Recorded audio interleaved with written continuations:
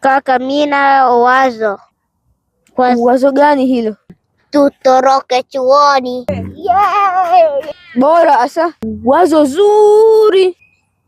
Mie mwenyewe nimeshachoka kila siku mikwaju.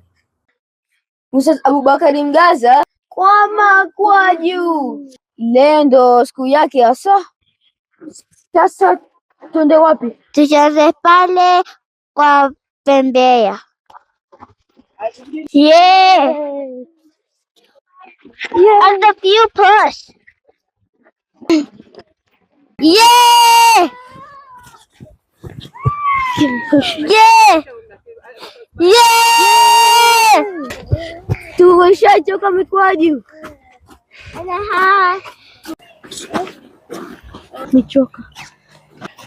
Wale si watoto wanaenda chuoni sasa hivi? Watoto asa hausikii. Sijui hata ni wafanye nini. Assalamu alaikum. Waalaikum assalam. Mnafanya nini hapa? Tunapunguza saumu. Tushachoka mikwaju sisi. Kila siku tunapigwa. Wewe kubwa la uzima, hujui faida ya kusoma Qur'ani? Nimwambia tuende chuoni, hajataka. Wewe si ndo umesema tutoroke? Sema mimi napata hawa wakubwa. Hebu shikeni, njoni hapa.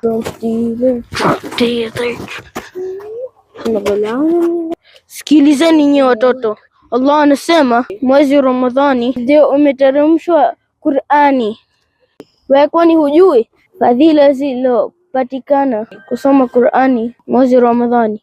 Ukisoma herufi moja tu unapata thawabu 10. Subhanallah. Kumbe unazijua fadhila, bado unatoroka chuoni.